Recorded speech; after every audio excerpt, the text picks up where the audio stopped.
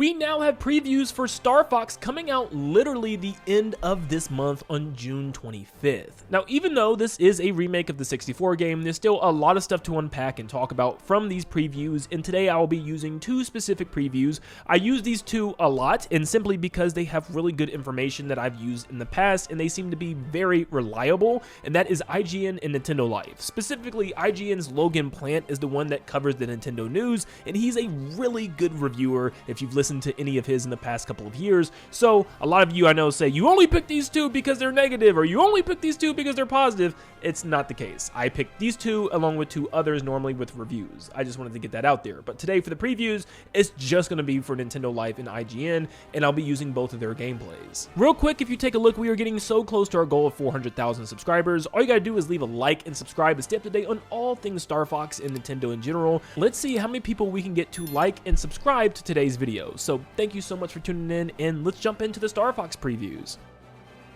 Our first preview is from IGN's Logan Plant, and he states that this is some of the best cutscenes and voice acting that he's ever heard from a Nintendo game, which is pretty good. I know a lot of people were complaining online with that initial reveal trailer that the voice acting sounded strange or weird, and I always thought it sounded really good, so this is good to have clarification about it. He claims that Star Fox has always reminded him of Star Wars A New Hope and was probably even used as inspiration, but this game makes it even more apparent as there's so many cutscenes and moments between the characters that really feel like you're in mission briefs back in Star Wars back in the day, which is really cool. But yeah, lots of really cool cutscenes that definitely expand on the game. He states that this is a space opera with higher stakes and makes you care about the characters even in the practice range, because I guess there's literally a whole cutscene kind of story dedicated to the practice range. It's not just something that you do before you play, where it'll actually go straight from the practice range to the characters wearing VR headsets, talking as they were performing in there and stuff. And it's just like really cool. It just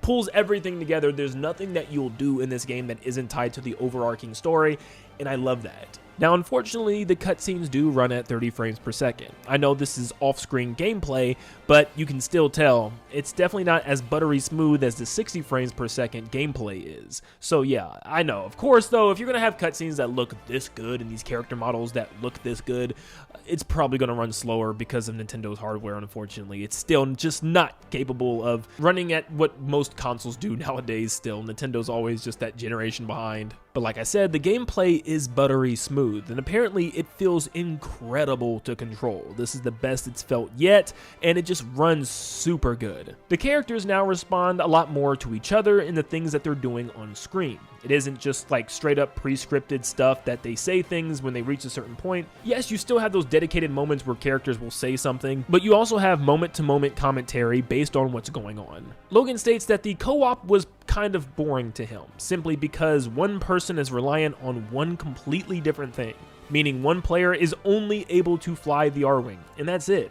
And the other player is only able to fire, and that's it. So it leaves the game feeling a little empty, like you're missing an important aspect. Just being able to fly around and not shoot does seem a little eh. Now, you still do have the secret paths, obviously. I mean, why would it not? But it's more obvious this time around. For instance, Falco will tell you kind of directly, hey, you should probably fly under these rings. He doesn't say it like that, but like, you know, giving more emphasis on you should check out this area or you should do this thing in order to find the secret instead of letting the player figure it out, which I don't really care, honestly. I mean, kids this day and age would probably not be able to figure out some of these, like having to fly under all those arches or go through all the little wormholes in space or to shoot down all the spotlights. Plus, this game is so old now where most people already know these secrets, so it's not like they're really ruining anything in my opinion. But regardless, all those little secrets and special exits are definitely here again. To finish off, Logan states that the multiplayer was the weakest part for him. It wasn't bad, it just wasn't as good as the basic on-rail shooting that this campaign gives you. That there's only 3 maps and there's only 1 mode for each map, which does sound like a small amount. But he said it was fine, it just wasn't anything that he can see coming back to a lot compared to the main game. And he also states that the facial recognition with the camera was really cool and the best use of the camera so far for Switch 2.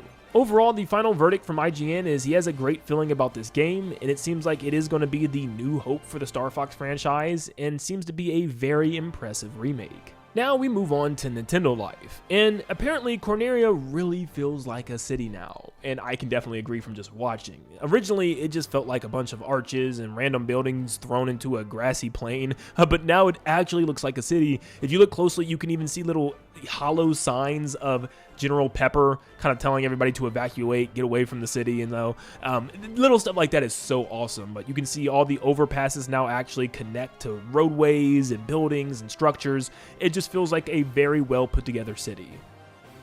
However, he states that Meteo and Sector Y felt the same, and yeah, I mean, it's space with some rocks. What do you expect, honestly? There's not much else they could really do to those locations. They were already kind of bland in the grand scheme of things. You can see like a planet in the background, but mostly just some really cool colors of the galaxy and just lots of asteroids. But yeah, he does say, though, Ficina felt actually more like a planet this time around as well, which is good to hear.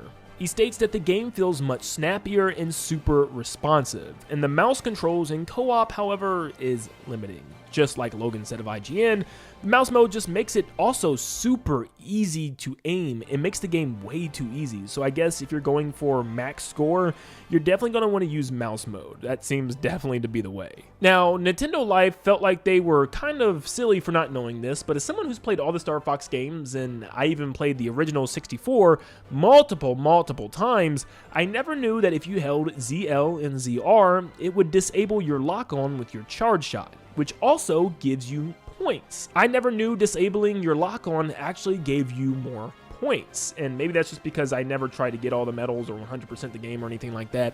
But yeah, so this actually does return in the new Star Fox, and it even tells you this time around, which is really cool. So yes, if you want to disable your lock-on for your charge shot, if you just hold ZR and ZL, it will do so and give you more points. You cannot do this in co-op, however, though, because of the mouse mode, it doesn't allow you to do that with any button combination, and I'm figuring just because it's super easy to shoot, and it's already so easy, it'd be the easiest thing ever to 100% the game and get all the medals by just using, you know, mouse mode and that charge shot unlock feature. It'd be impossible to not 100% each stage, so yeah.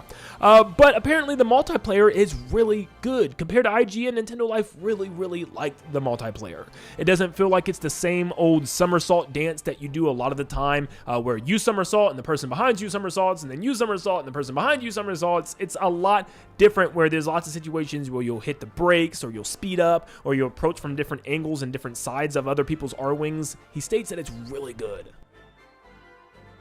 He says that there's tons of new items, like there's a hyper boost that makes you boost for a while, like for 5 to 10 seconds, or there's even smart mines that you can lay down and use. Now the mission that he was able to play was capture the zone, so pretty much I guess just flying in this giant highlighted zone, and if it's contested, you can shoot other people out of the zone and try to get points by just capturing it for as long as you can. But yeah, you can actually like have mini dogfights within these zones, which actually looks pretty cool. But just like IGN stated, the bad part is there's only 3 maps, and there's only 3 objectives, which means 1 objective per map, and it feels like it might not have great longevity.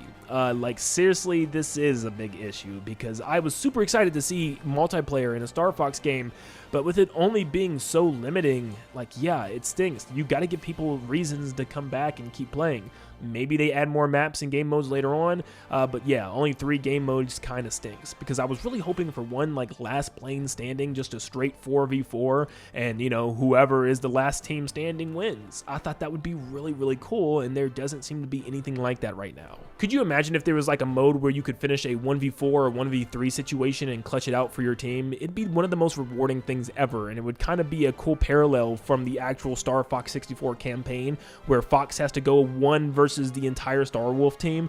That could be so cool to actually do on an online multiplayer against real people, but I don't know, maybe eventually. He finishes off by saying that the game looks stunning, there's great performance, no drop frames, voice acting is great, and the cutscenes are super cool additions. The voice direction is really good. For instance, Falco is more sassy and edgier than ever, and he feels like they are gearing up for maybe even another bigger game for some reason. That was an interesting thing that he ended. He claims that he 100% has no information on anything in the future coming for Star Fox, but he just has a sense that this feels like it's a small little for something bigger and juicier to come later on. So who knows? There are actually rumors out there stating that there is another Star Fox game. I don't know if it's going to be like more of an adventure game like Adventures, or just a different story, a different gameplay, but yeah, that'd be very interesting, especially if they try something ambitious and new.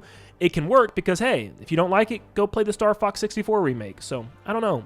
We'll see. But based on these two previews, what do you guys think of the game so far? Does it look interesting? Does it look boring? Are you more excited? Are you less excited? Just let me know down below. Also, with Nintendo Life's gameplay, they had one section where they actually blurred off another game that they were able to test out. And with a little research, I dug into it and found that this game was actually Rhythm Heaven Groove. So it seems like we're going to be getting some Rhythm Heaven Groove previews and information relatively soon.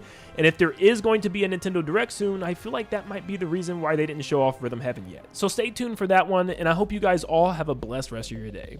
See you guys.